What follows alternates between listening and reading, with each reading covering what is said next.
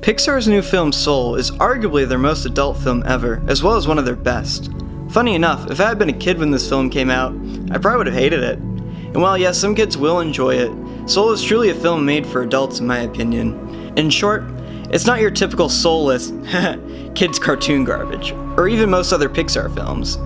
Yes, we get the cute souls and the weird theoretical being things, but even so, there is a lot that sets this film apart from your typical Pixar flick. Hey look, there's finally a black protagonist. But the biggest reason for this is because of Soul's immensely personal and existential messages. I have to admit, when I first heard about Soul, I wasn't completely sold on its premise. From an outsider's perspective, it just didn't seem like there was a whole lot the film had to offer. But one night, one of my friends hit me up and asked if I'd seen the film yet, and I said no, I hadn't. So, wanting something to talk about with one of my 3 friends, I figured, okay, I'll give the film a try. And I watched it, and honestly, I'm happy I did. You see, the film is uncomfortable at times, it's very realistic, and the lessons it teaches us are important. But before we go any further, I would really appreciate it if you guys could like and subscribe. These videos do take a long time to write and produce, and it would mean a lot to me. Anyway, my biggest takeaway from the film is a lesson I don't really see often depicted very well, or even at all in film, and essentially, it's that Soul teaches us that life doesn't always go as planned. But that's okay.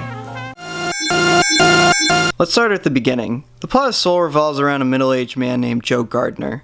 Joe is a failed musician with a love for jazz who works as a middle school band teacher. One day, an old student gives Joe a call and tells him about a jazz gig with one of the big shot players. It has an opening and needs someone to play for them right away. Joe auditions and is immediately told that they want him to come back and play with them that very night. Joe is ecstatic. This is finally his big break. After all the years of what Joe considers a mundane, failed, and meaningless life, he's finally able to live his dream. And he accidentally falls into a manhole and f***ing dies. Seriously, that's ballsy for a Pixar film. Joe's soul gets to the afterlife and is beginning to make his ascent to what's called the Great Beyond in this film. But Joe's desperate. Just when he feels like his life was finally about to truly start, he died. In his desperation to come back to life, he breaks away from the path to the afterlife and finds himself in a place where souls reside before birth. In this place, souls are shaped and, by Joe's interpretation, given their meaning in life. In this place that the film refers to as the Great Before, Joe meets 22, a soul who after many years never went to Earth to live because she does not understand or care about life. In a bid to stay out of the Great Beyond a little longer, Joe takes on mentoring 22 to try and help her realize how great life is, so that she can finally come to Earth. 22 does not go for it, but takes Joe to Moonwind, a hippie who has learned to travel to the spirit world who can help Joe come back to life. In short, the little ritual gets messed up and 22 ends up on Earth in Joe's body, and Joe's soul is transported into the cat next to him. From there, antics ensue where Joe and 22 have to work together and come to an understanding of each other, so that way Joe can get back to his body and 22 can get back to the Great Before, wanting nothing to do with life. But it's here that Soul teaches us its most valuable lesson. Throughout the film, Joe believes he was literally born to be a musician. His views are even further cemented when he sees the shaping of souls and believes that each one is given something they are born to do, a part in society they are destined to perform, a meaning for their life.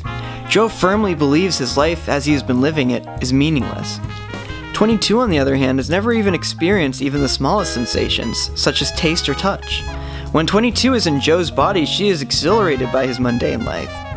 Small things like eating a pizza, looking at the sky, being surrounded by nature, and hearing music are all incredible to her. To her, Joe's life is amazing. The people in Joe's life that 22 interacts with also give Joe a new perspective. On 22's first interaction with Joe's mother, who he has been at odds with for years, she is able to help him fix the relationship almost immediately, by just speaking honestly and helping his mother understand him better.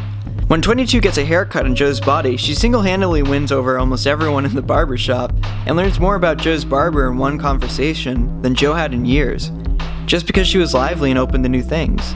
It is through these interactions and new perspectives that Joe himself begins to look at life differently. Joe starts to understand that perhaps his life was not so bad after all, but that he had not been appreciating it. Joe realizes that he had been going through the motions so long that he had stopped caring about them. and that being unwilling to let the experience of life itself as it is make you happy was, in part, why he felt so miserable.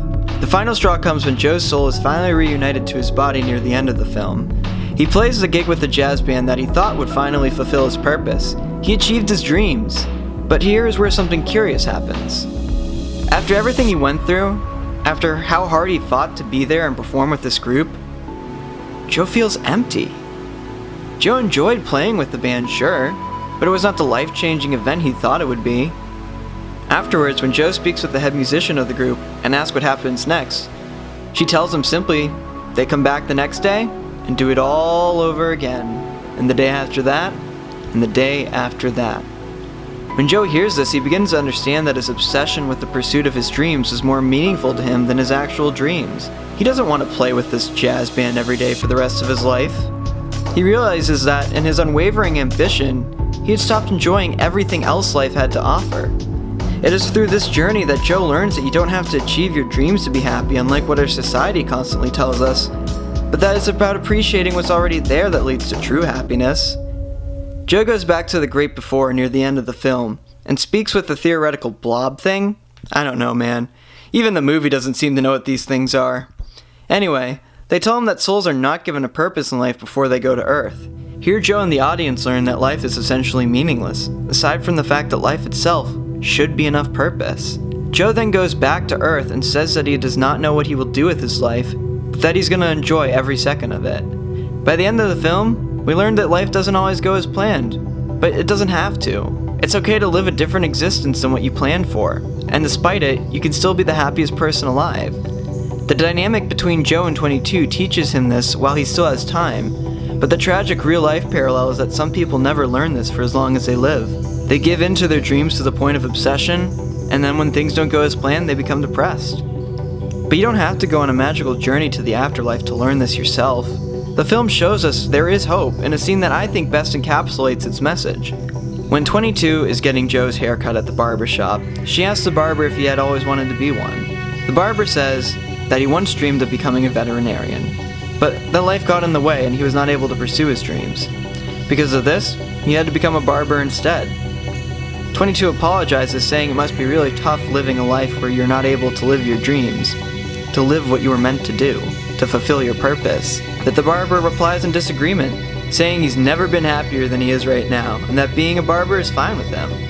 It might not be what he originally wanted, but he's good at it and he feels fulfilled. The barber already understands what Joe is yet to learn, and does not need any magic journey to do it. Which in my opinion, makes me think we can all learn this lesson. Even if the push we need is watching a Pixar film like Soul, we can all be happy and understand this. Soul teaches us life doesn't always go as planned. But you know what? That's okay. That being said, I'm still obsessed with becoming a famous YouTuber to the point of obsession, so do me a favor and subscribe. Oh boy, I just got my 98th subscriber!